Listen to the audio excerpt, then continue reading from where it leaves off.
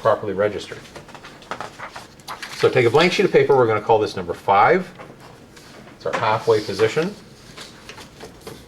And what we do is we find our drawing number 1. The center position of drawing number 1 is right here. So we mark that. And this is easier when you've got a light table. You can show your light from behind so you can see through the drawings. But here you can sort of see through the paper, in this instance here. If you got that pro-grade animation paper, then it's nice. It's like a vellum type paper and you can see right through it. But basically we want to find the center to the center of the two balls here and find the halfway position along our path of action, which is right here. Okay? Nice and simple to find that halfway position. And then what we do is we draw our circle on here. Now you can draw it freehand like this, but there's an easier way to do it. Once you've found that halfway center position, go back to drawing number 1, center your drawing over top of it, and just trace off your original. Trace off this drawing here. So that way you're actually maintaining the volume and proportion of your original drawing without it shrinking or growing. So you have to be fairly careful about this, okay? Because if you are off a little bit and you make it slightly smaller, your ball is going to wobble. So to double check this now, what you do is you pull the paper down and you flip between the two drawings like this. And you look at them and say, is this moving around? Okay. And if it is moving around, then you make the correction to make sure that it's not moving around. If it's okay, then you can now move forward. So there's our first halfway position. So now we take number 7 off, leave number 1 down, put number 5 on top, and we're now going to do the halfway position between these two here, which is number 4. So take a blank sheet of paper, label it number 4. Find the halfway position between those 2 points, here and here. Half the distance is right there. And we repeat the same process again. Now this time, okay, when you take your paper off, you're drawing number 4 off, drawing number 5 is right there. So the tendency will be to trace off number 5. Resist that tendency. Okay? The urge to trace off number 5 is great, but I want you to not trace off number 5. You always trace off your original key. Right? And that way you maintain the volume, because let's say you accidentally drew number 5 just slightly, just the thickness of a pencil line too small. Then when you go to trace off number 5, you do the same thing again. You trace it off, but you just trace it off just the pencil thickness too small. Well, now you're 2 pencil thicknesses off your main key. And then if you do the same thing for number 3 and for number 2, your ball will have shrunk like 4 different thicknesses of pencil, which is pretty dramatic when you think about it. And then all of a sudden, it gets smaller as it drops, and that's something we don't want it to do. So be sure you're always double checking to make sure that it's the same size by flipping the drawing.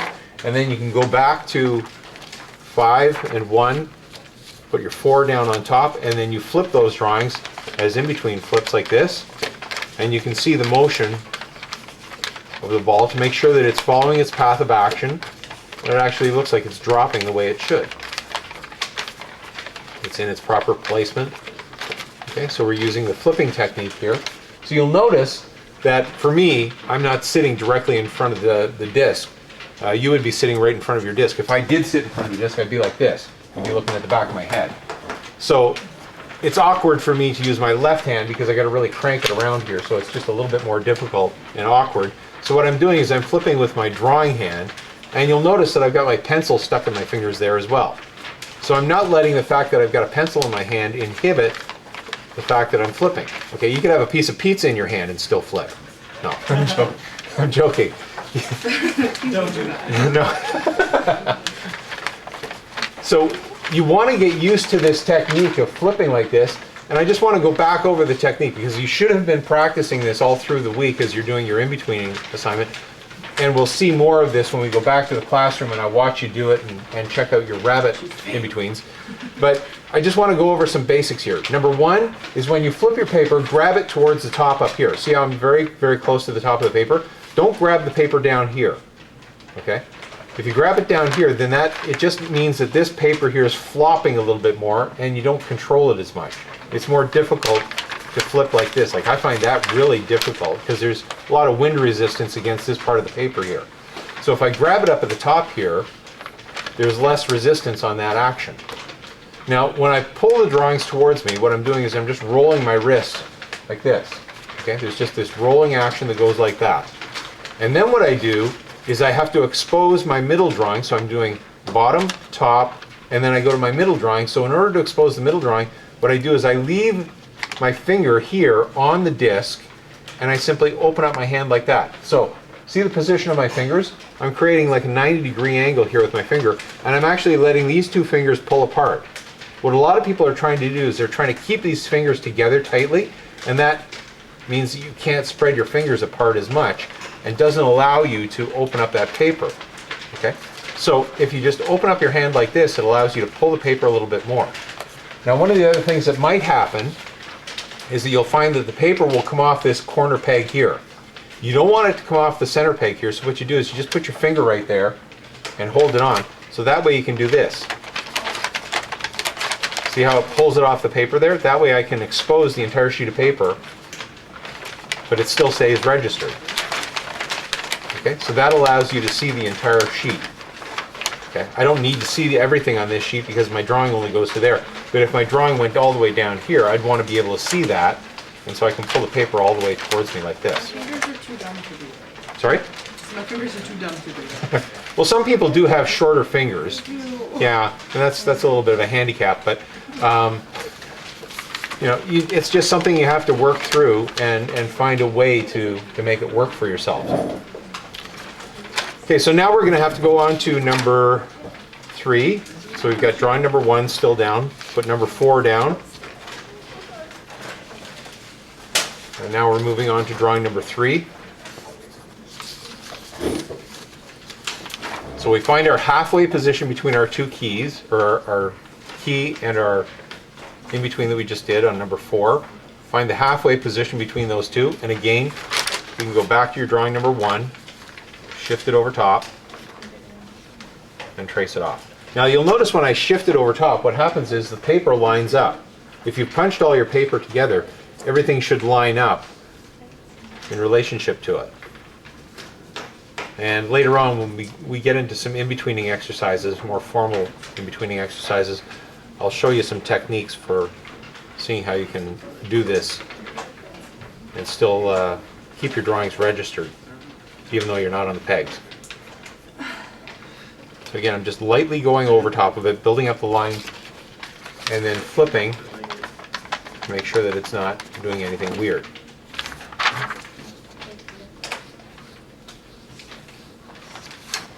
Then I put my number 4 drawing back down again, 3 on top, and I do my in-between flip, make sure it's moving correctly. And then we move on to drawing number 2.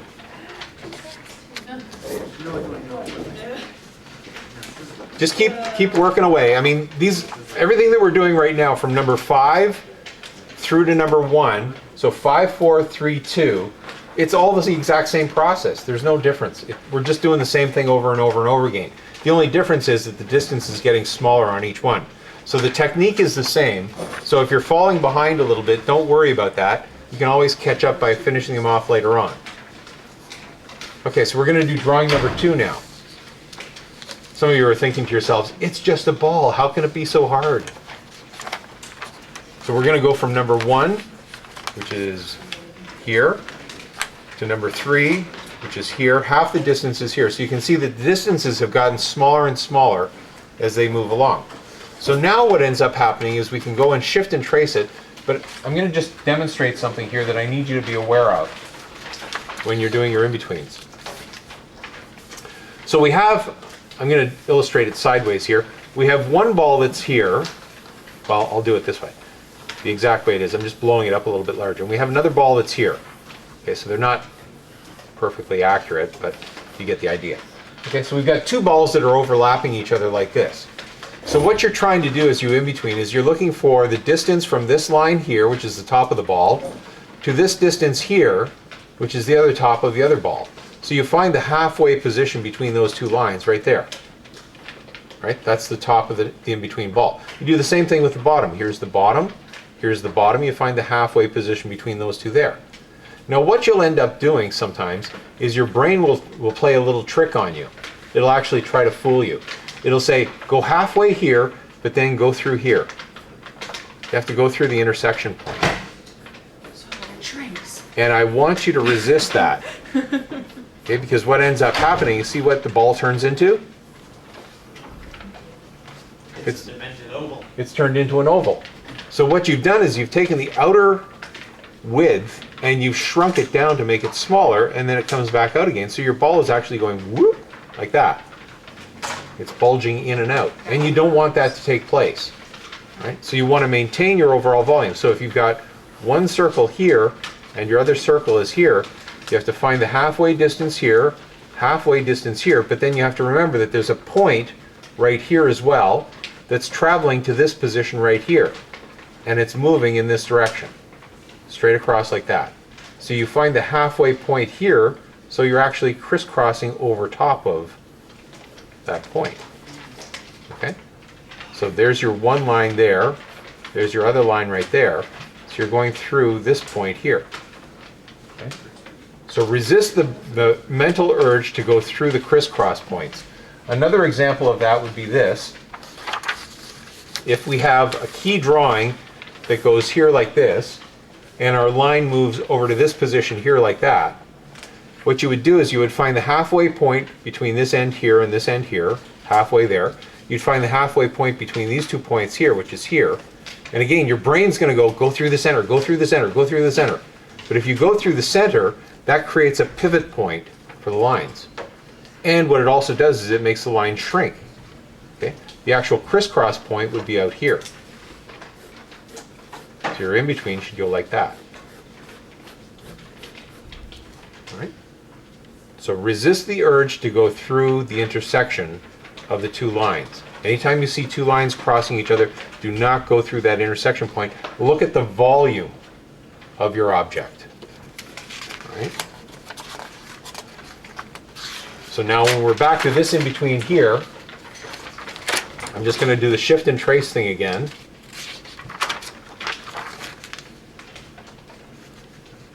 And depending on your timing, let's say I did add in some more in-betweens in here, your timing is going to get very tight. Your drawings will get very tight and very close together, which means that it's really slowing down quite a bit.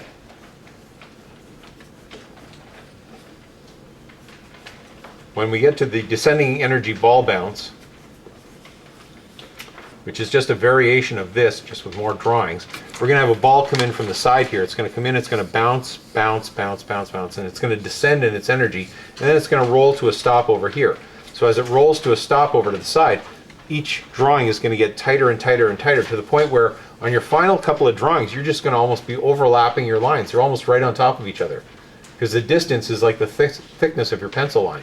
And you're going to be thinking to yourself, why am I drawing these lines here? It's not even moving. Well, in actual fact, it is moving. And so you have to put those drawings in there in order to describe that action. So once again, I have to double check my action here by flipping my drawings to make sure that they're actually moving where I want them to move. Now I do have a little bit of a divot here. See that line right there? There's a slight little divot on the ball, which is causing it to deform. So I've just got to be careful to make sure that that's nice and rounded.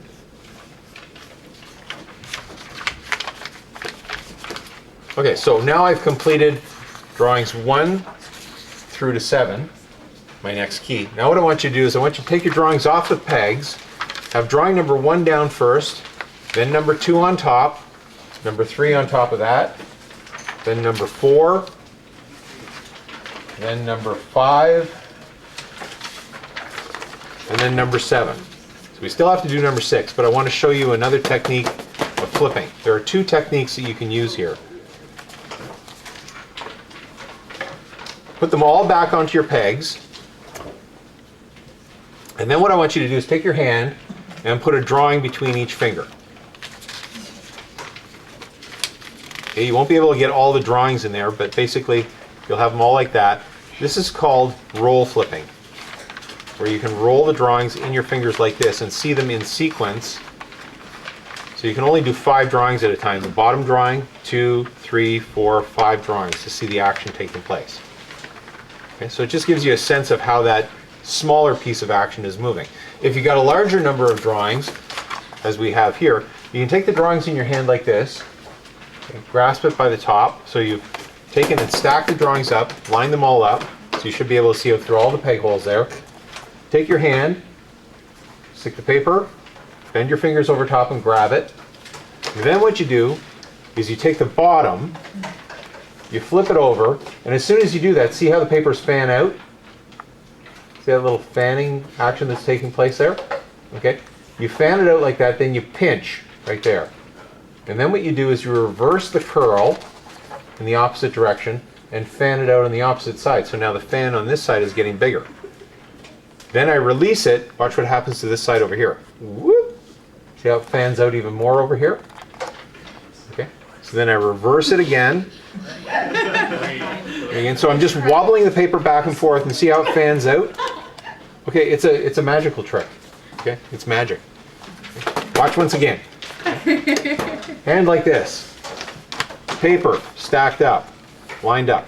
Grab onto it firmly. Bend the paper up. And see how the paper fans at the top there? So then you want to pinch to hold that fan. Reverse the curve in the opposite direction and grab the other side now and pinch it. Reverse and pinch, reverse and pinch, reverse and pinch, reverse and pinch. So you're just wobbling back and forth until your papers fan out like this. Okay, so they're all overlapping each other. Then what you do is you take the paper in your hand like that, again, hold it up, and you drop the drawings down.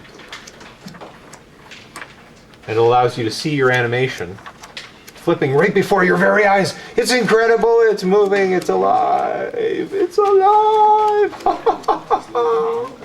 It's so beautiful. It's so beautiful. Okay, so that allows you to look at a large stack of drawing. It's called stack flipping. So you can flip up to about 150 drawings doing that. Now it doesn't give you your proper timing because you can't drop the drawings at 1/24th of a second or 1/12th of a second. Sometimes you can get practiced at it and get pretty used to it, but this will give you a sense of how your action is moving without doing a pencil test. Right? So practice that as well. So now we got to finish up our two final in-betweens on this side here. Between 5 and 7, we need drawing number 6, which is that favor. Right? So I'm going to put drawing number 5 down first and drawing number 7 down next. The reason I'm putting 7 on top is because we are favoring into number 7. So I want that drawing to be closest to the top so I can see through the sheet of paper on it. Then I take my blank paper. Number 6 is this drawing here. Put it back on the pegs. And so what I want to do is I want to favor into that position by drawing the bottom of the ball touching the surface. So it's going to match up to this surface right here. But I want the ball to be a circle. Okay? So what's happening here is the ball is up here. It's dropping through space. Nothing is affecting the ball. Okay? It's just a ball falling. So there's nothing causing it to change its shape in any way until it touches the ground, at which point it then squishes because the makeup of the ball is that it's a squishy ball. So we want to show that impact point. If this was a ping pong ball, we wouldn't do any squish. It would just stay as a circle and it would look hard. Okay? So we're making this slightly squishy by putting that position there in. So we just want to favor it with a drawing where the ball has just touched, but it hasn't been affected by the impact. So once again, I've just lightly drawn it in there to give me my position. I can now go back to my key position, number 1, to make sure that my overall volume is correct, and I'll just trace it off. So I just shift it over top of it, and trace it right off. And once again, personally, I like to do my animation lightly at first so that I'm not committing the line 100% and then I build it up slowly as I get more and more confident with the line. So in some cases, some of my animation will be very light and wispy. I'll just lightly draw in a character so that I can just barely see it myself. And then once I'm happy with the way it looks, then I'll go back over top of it and tighten it up. So now here's what happens. Whoops, I'm going from number 1. I don't want to go from number 1 because I'm in between to number 5. There's my number 5 there. So number 5, 6, 7. Okay, so it just gives me that touching and then squish position here. Now, I just want to go back to number 5 for a second here. Now, some people, if you've done any type of animation previous to this, you may have been taught this technique where drawing number 5, as an option, you can do this. You can do this stretchy position like this.